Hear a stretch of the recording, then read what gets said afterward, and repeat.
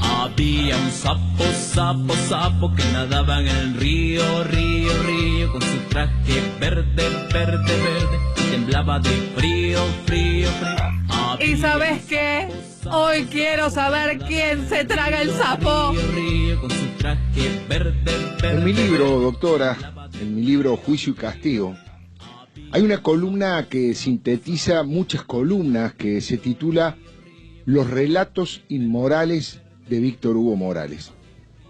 Durante mucho tiempo cerré este programa con una sección que tuvo mucho éxito entre los oyentes, donde todos los días alguien se tragaba el sapo porque había dicho o hecho algo en contra de la democracia.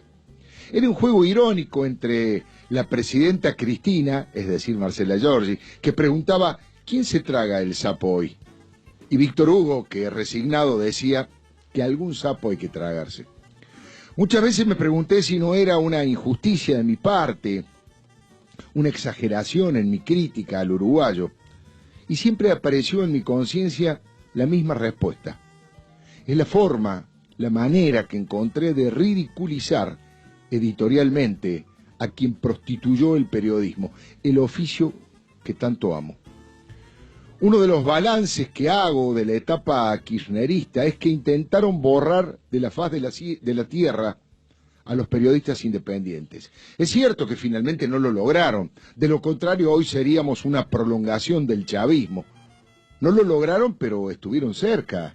Y entre otros instrumentos, los Kirchner utilizaron a muchos colegas que por convicción o por dinero se prestaron a atacar a los periodistas que no nos arrodillamos ante el altar de Cristina y de su pauta publicitaria, ni nos dejamos domesticar por su látigo implacable. Muchos colegas dejaron de serlo y se convirtieron en comisarios políticos, pero la mayoría eran perejiles sin talento ni trayectoria, por eso casi no los menciono, pero hubo dos que con su prestigio cosechado en años y con su fanatismo de conversos se transformaron en dos emblemas de la malversación de nuestro trabajo. Horacio Berbisky, a quien también muchas veces le di para que tenga, y Víctor Hugo. Como yo trabajaba en Radio Continental con Fernando Bravo, pude ver de cerca la panquequeada brutal de Víctor Hugo. Me indignaba porque era capaz de humillar a humildes cronistas que estaban haciendo sus primeras armas en esta profesión por el solo hecho de trabajar en TN o en esta querida Radio Mitre. Su traición al oficio, que siempre debe tener una mirada crítica del poder, fue un golpe de nocaut para Radio Continental, que tenía gran parte de sus seguidores en el mundo productivo del campo.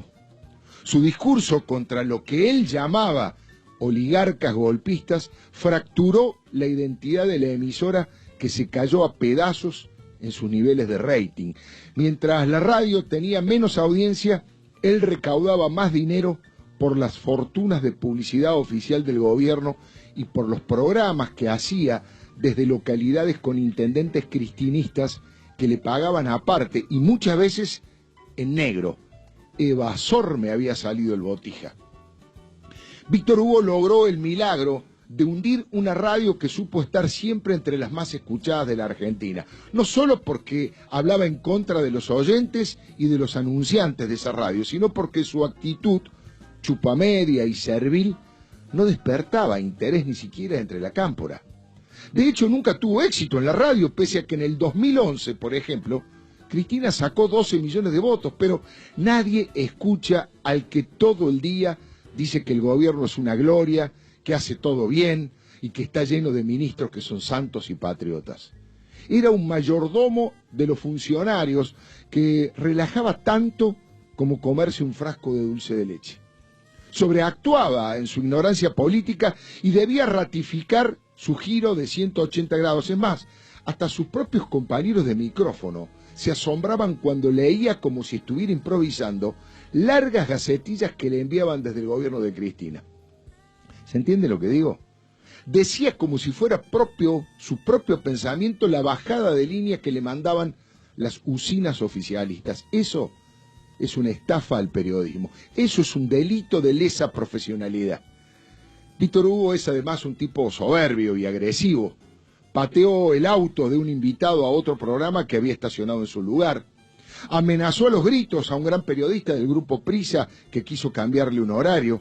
Se agarró a trompadas varias veces por un punto mal cobrado en el tenis. Por todo eso, los propietarios siempre quisieron desprenderse de quien quebró la radio. En los últimos tiempos, los dueños de la emisora tuvieron que someterse a la extorsión de Cristina.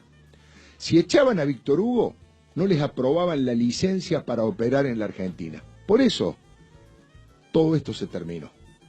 Hoy las nuevas reglas en el mundo de los medios permiten mucha libertad y ni el grupo Prisa ni los empresarios mexicanos que se asociaron lo necesitan para que el gobierno les haga ningún favor. Por eso lo echaron, lo usaron, le pagaron fortunas y lo dejaron hacer lo que quisiera, faltar días enteros a competencia, ignorar a grandes periodistas de su equipo porque no se sumaron a la comparsa acá, viajar todo el tiempo por el mundo, pero se lo permitieron porque lo necesitaban. Eso es lo que se terminó. No se trata de un caso de censura, ni mucho menos.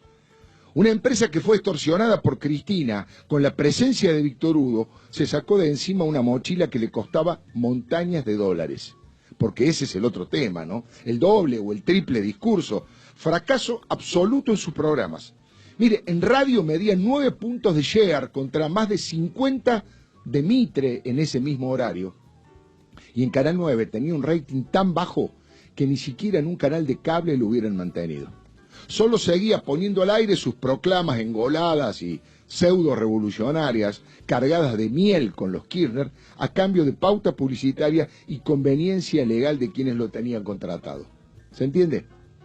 Pero yo le hablaba del triple discurso. Habla maravillas de Cuba como un guevarista, pero tiene un departamento lujoso en Nueva York. Adora a Nicolás Maduro y el chavismo decadente, pero viaja varias veces al año a París, Roma y Madrid. Suele llenarse la boca con los pobres y es un señor acaudalado como pocos.